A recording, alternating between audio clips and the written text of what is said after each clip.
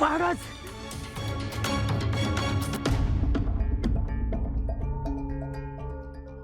अहो महाराज, अहो माझा हात पुढे जात नाही. कुणीतरी माझा हात धरलाय असं वाटतंय. अरे कोण मारायला तुझा हात पकडतोय?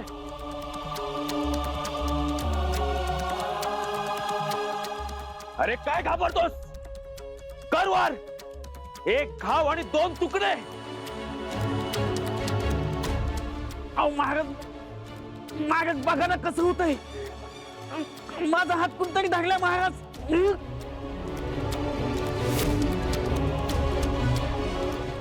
अरे फेकडा कर वार, नाहीतर त्या शस्त्राने मी तुझा जीव घेईन.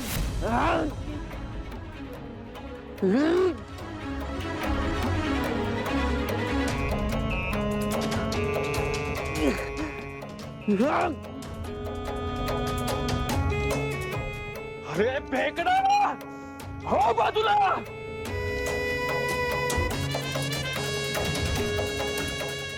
हे शुभ कार्य आता मी स्वहस्तेच करतो.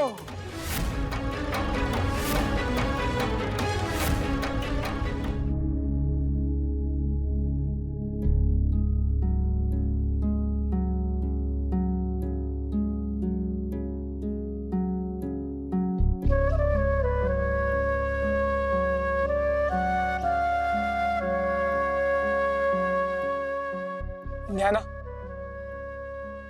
ए ज्ञाना, ज्ञाना.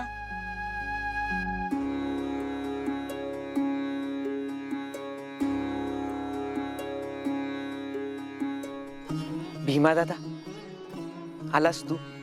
म्हणजे मी येणार आहे हे तुला ठाऊक होतं? ध्यानामध्ये माणूस जगाच्या तापापासून दूर जातो, माणसांपासून नाही.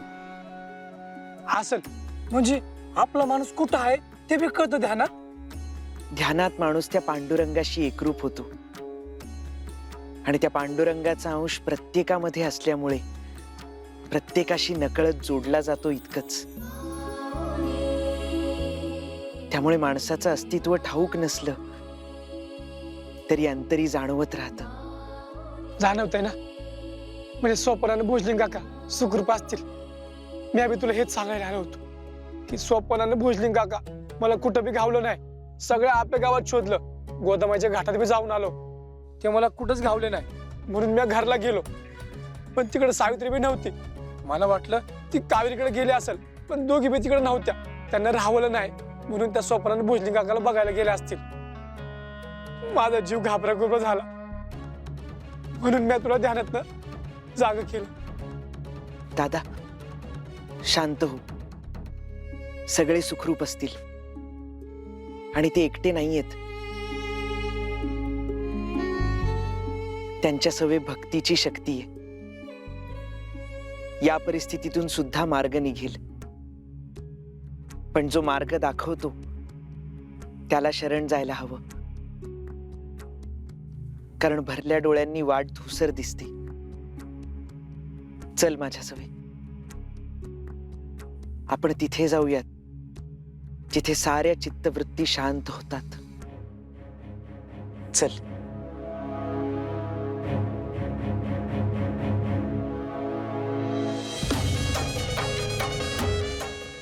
आओ बा.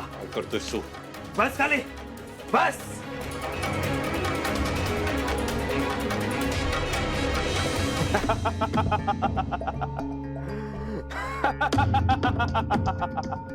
तुझी घटिका भरली.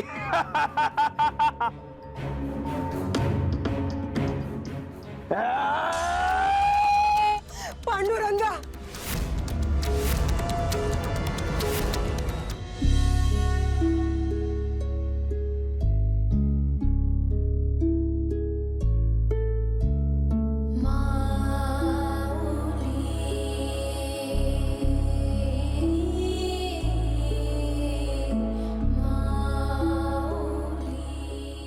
ये दादा.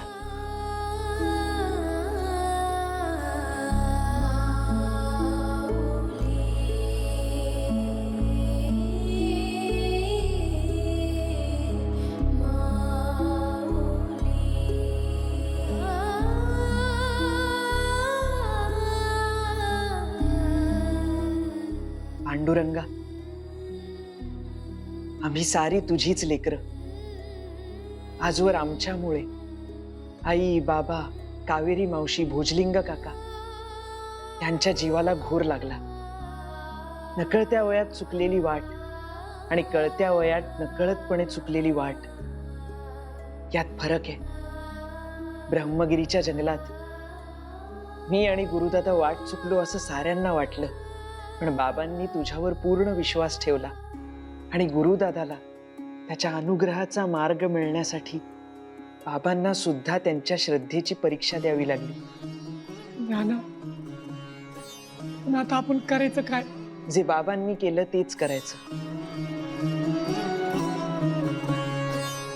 जे काही घडतंय ती त्या हरीची योजना आहे असं समजून त्याच्यावर विश्वास ठेवायचा. अरे पण आपलं स्वप्न एखादा अरिष्टात असेल तर? दादा, माणसाला माणूस म्हणून अरिष्टच घडवतात. बाबा नेहमी म्हणायचे, अशा प्रसंगी माणसाची स्थिरताच त्याला मार्ग दाखवते. आपलं स्वप्न आणि भोसलिंग काका कुठं असतील, काय करत असतील, कशा असतील, या काळजीने जीव तुटतो रे ज्ञाना. माझ्याही मनात अनेक विचारांनी थैमान घातलंय, म्हणून तर याच्या पुढ्यात येऊन बसलोय. या हरीच्याच ठाई साऱ्याची सुरुवात आणि अंत आहे. अंत? अरे ज्ञाना, काय बोलतोय? तुला कळतंय का? म्हणजे तुला अरिष्टाची चाव लागली की काय? दादा, अंत म्हणजे अरिष्टच असतं असं नाही. जेव्हा अंत होतो तेव्हाच तर पुनर्निर्मिती होते, नव्याचा उगम होतो. आई बाबांची शिकवण, भोजलिंग काकांचा अनुभव आणि त्याच्या मनी पांडुरंगाची असलेली श्रद्धा हीच सोपानाला बळ देईल.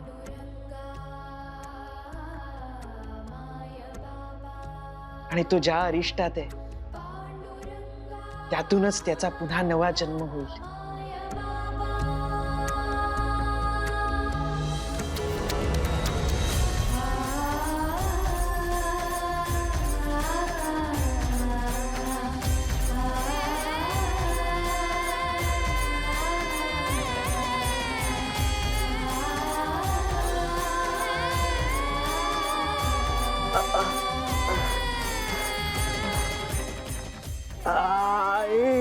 काय होतंय?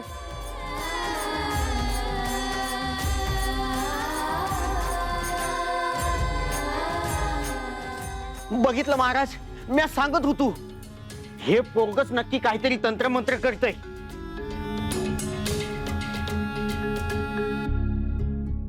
नाही दादा, मला कुठलंही तंत्रमंत्र येत नाही आणि मला त्याची आवश्यकताही नाहीये. मनी हरिभक्तीचा ध्यास आणि मुखी पांडुरंगाचा वास हेच आमचं सगळ्यात मोठं शस्त्र आहे. कोर्ट्या, खूप बोलास, आता बघस तू.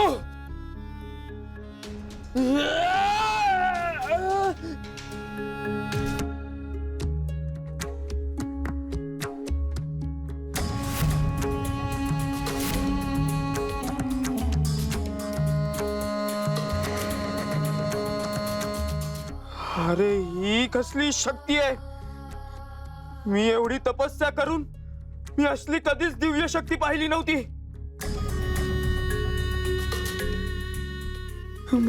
म्हणजे तुम्ही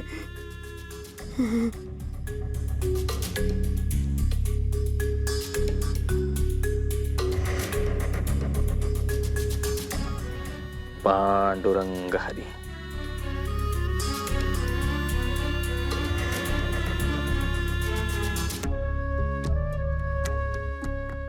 सोपान,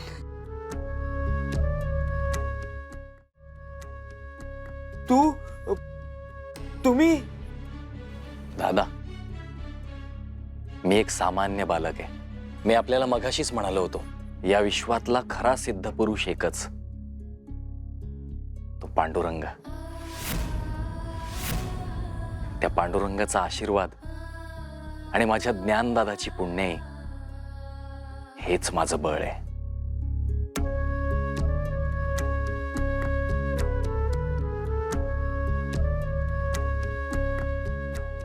सोड त्यांना, महाराज त्वरित सोड. आपण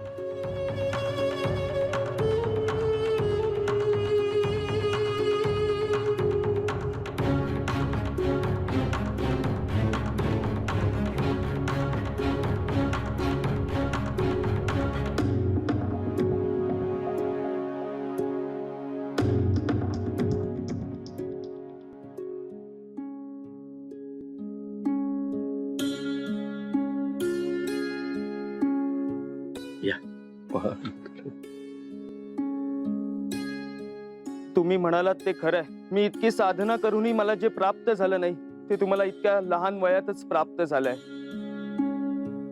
मला सिद्धी मिळवण्यासाठी मी अनेक कुकर्म केली, कित्येकांचे बळी दिले, आणि हे करत असताना माझ्या आत्म्यावर मी कित्येक वार केले. माझं शरीर जरी एकसिंग असलं तरी आत्म्याचे छिन्न विछिन्न तुकडे झाले आहेत. या उलट तुमचा आत्मा एकसंध आहे, म्हणूनच तो पांडुरंग तुमच्या पाठीशी आहे.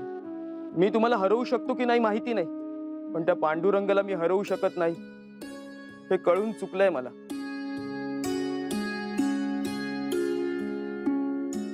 मला क्षमा करा. आपण खूप थोर आहात. बरं दादा, या. हो, आपण इतकी वर्षे अध्ययन केलं, अपार कष्ट करून जे ज्ञान मिळवलं ते लक्षणीयच आहे, पण ते केवळ चुकीच्या कार्यासाठी, स्वतःच्या स्वार्थासाठी कामी आणू नये. व्यास सांगून गेलेत, भगवंत हाच संपूर्ण विश्वाकार आहे. सत्व, रज, तम हे गुण जरी आपल्याला व्यवहारात दिसत असले तरी विश्वाचं जे महाकारण, जे आदिकारण आहे, त्याचाच हा विस्तार आहे. हा भूतल व्यापला आहे तो हरीच्याच वेगवेगळ्या रूपांनी. पांडुरंग, हरी या देव ब्रह्माच्या एकच तत्वाने. पण आपण हे लक्षात न घेता या संसाराच्या चक्रात, भवसागरात गुंतून पडतो. आपल्याकडे जी सिद्धी आहे, आपल्याकडे जे जे काही आहे ते आपण लोकांच्या कल्याणासाठी आणि हरीच्या जवळ जाण्यासाठी उपयोगी आणलं पाहिजे, अशी माझ्या ज्ञानदादा आणि गुरुदादाची शिकवण आहे.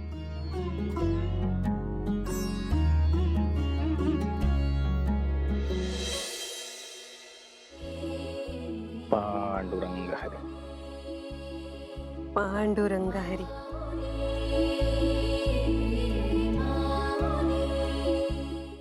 मला क्षमा करा.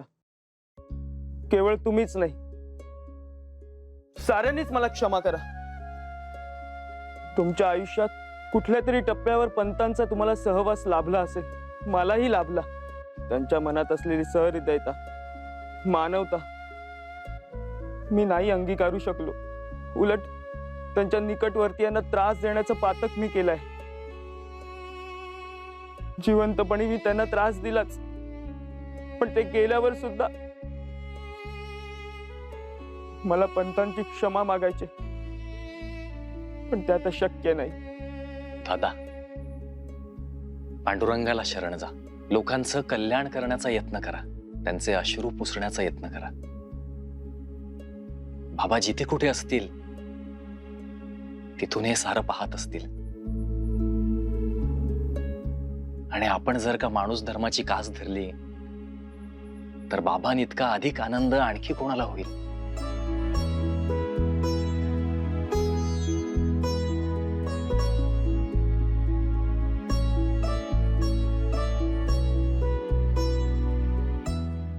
पांडुरंग हरी. पांडुरंग हरी. सोपान दादा, हे काय वागणं झालं का रे? लहानपणी मी ज्वराने आजारी होते तेव्हा काय झालं होतं आठवतंय ना? तेव्हा मला वचन दिलं होतंस की मुक्ते, तुला सोडून पुन्हा कुठे जाणार नाही. विसरलास का रे? स्वतः गेलास तर गेलास, भोजलिंग काकांनाही सवय घेऊन गेलास. अगं मुक्ते, तो नकोच म्हणत होता, पण मीच म्हंटल सोपानाला मी येतो तुझ्या सवे. काका हो, आम्हाला लाजवाल एवढा तुमचा उत्साह असला तरी तुमची काळजी घेणं हे आमचं कर्तव्य आहे. सोपान दादा, अरे लहानपणी आपण सर्वांशी भांडायचो. आम्ही आता लहान राहिलेलो नाही, मोठे झालो. आता आपण खरंच मोठे झाल्यावर हे असं लहानांसारखं वागायचं का? आळंदीत असताना संध्या उलटली आणि आपल्याला साधा इंद्रायणीवरून परतायला उशीर झाला तरी आई काळजी भरल्या डोळ्यांनी उंबरठ्यापाशी का उभी असायची ना, हे आज कळतंय मला. तू काळजी करू नकोस ग, हे म्हणणं फार सोपं आहे, पण आज आई असती ना तर मी तिच्या पायापाशी बसून तिची क्षमा मागितली असती. आपल्या अवखळपणाची शिक्षा नकळत का होईना पण तिला मिळालीच ना. मुक्ते, मी तुझी क्षमा मागतो. मला नकोय तुझी क्षमा. अगं, मला वचन हवंय तुझ्याकडून, आणि काहीही झालं तरी हे वचन तू आयुष्यभर पाळायचंस. ये बस. मुक्ते, ये बस.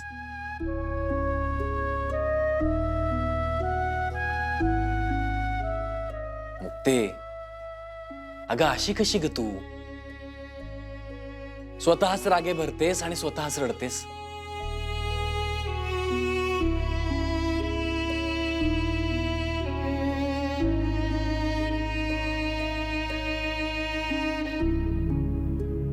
अगं तुझ्या भावना जाणतो मी, पण तुला दिलेलं वचन हे जन्मासाठीचं वचन आहे. पारायणानंतर तुझ्या लाडक्या हरीला वाहण्यासाठी फुलं आणायला गेलो होतो. तुझं वचन नव्हतं का मोडायचं मला? केवळ तुझ्या मुखावर हसू आणायचं होतं. म्हणून असा जीवाला घोर लावायचा? अगं, आमच्या मुक्ताबाईचा राग सोपानाला ठाऊक नव्हता ना, म्हणून. आता यापुढे तुझी अनुमती घेतल्याशिवाय उंबरठ्याबाहेर पाऊल टाकायचं नाही हा सोपाना.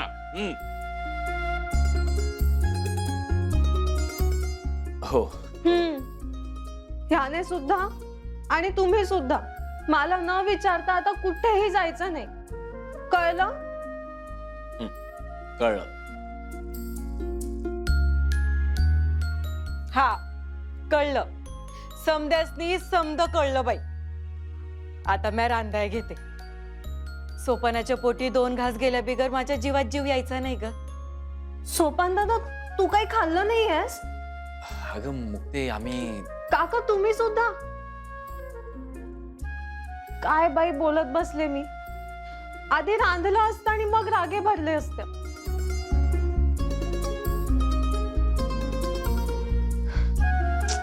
काय ग मुक्ते तू पण?